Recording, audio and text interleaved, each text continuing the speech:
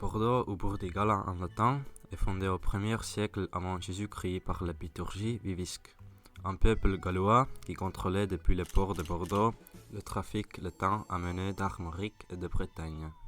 Au cours du XIIe siècle, Bordeaux est devenu un des premiers centres en Europe pour l'enseignement et le commerce international. Au cours du XIIIe siècle, Bordeaux devient prospère grâce au commerce du vin avec l'Angleterre. Pendant l'époque du commerce colonial, Bordeaux devient le premier port du royaume.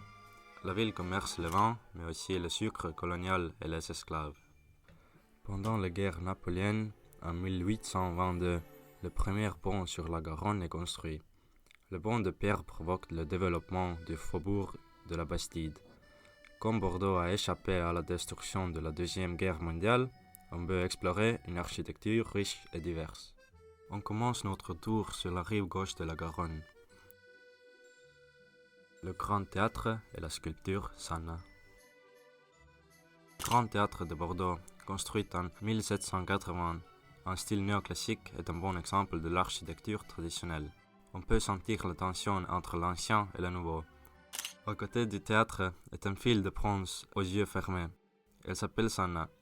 C'est une des 11 sculptures monumentales de Jaume Plensa qui avait été installée lors d'une exposition de l'artiste catalan sur plusieurs places de Bordeaux. Ces sculptures sont un bon exemple de l'introduction de l'art contemporain dans une ville classique.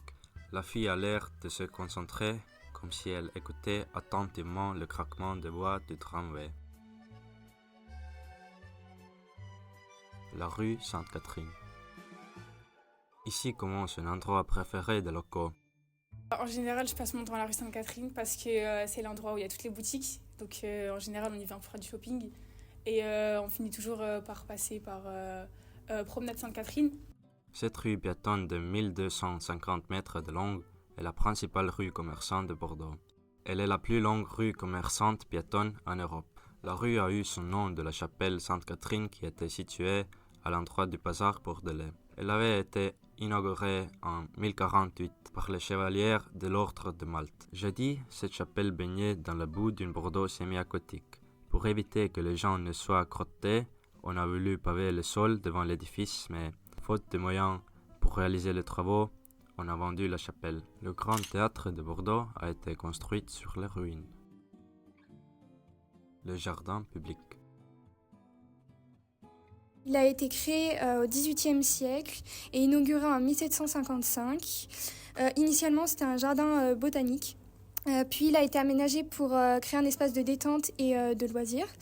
Il se caractérise par des allées sinueuses, des pelouses, des parterres floraux, avec des arbres et des sculptures. Quinconce est le monument aux Girondins. Ruinée par la révolution haïtienne et par la guerre napoléonienne, la cité démolit le château Trompette en 1816 et le remplace par l'immense place de Quinconce. La plupart du temps, on se retrouve à Quinconce parce qu'en fait, Quinconce, c'est là où tous les trams se retrouvent. Donc on finit tous par être là et on se rejoint là. Il y a la place de Quinconce où, par exemple, pour la saison hivernale, il y a la foire. En général, il y a beaucoup de monde qui y va. Il y a des attractions. Donc c'est des stands qui viennent chaque année. Et on peut manger en général des pommes d'amour, voilà. Situé à la place de Quinconce est le monument aux Girondins. Il a été élevé à la mémoire des députés girondins victimes de la terreur. Les Girondins ont été un groupe politique issu du Parti patriote qui s'est opposé au groupe de Montagnard dans les premiers mois de la Première République.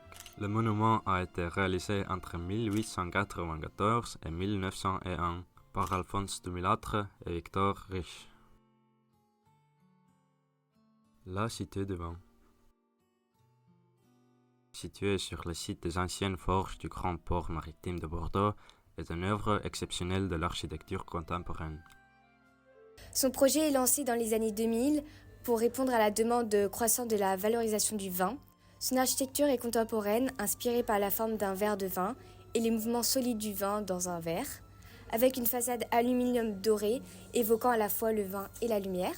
Son but est d'assurer l'intermédiaire entre l'univers du musée et celui du parc à thème, la transmission, la valorisation et la sauvegarde du patrimoine culturel, universel et vivant du vin. Le musée Mer Marine. Le musée Mer Marine est un musée privé. Ouvert en 2019, il présente une collection permanente sur le thème du monde maritime. Pour accueillir le musée, c'est un bâtiment de 13 000 mètres carrés qui a été réalisé. Le musée est construit sur le plan d'un architecte bordelais, Olivier Brochet, connu pour ses collaborations sur d'autres musées, tels que le musée de l'Orangerie ou le musée de l'Homme. Devant l'entrée, on voit l'œuvre de Philippe Pascal, le Mégalodon. Ce requin métallique de 7 mètres de haut, crucifié sur une arche, symbolise des espaces marins menacés par l'excès de l'homme. Il prend place au musée de la marine pour une durée de 18 mois. Mecca. La Mecca est un geste architectural monumental, 120 mètres de long, 37 mètres de haut, les mensurations imposantes.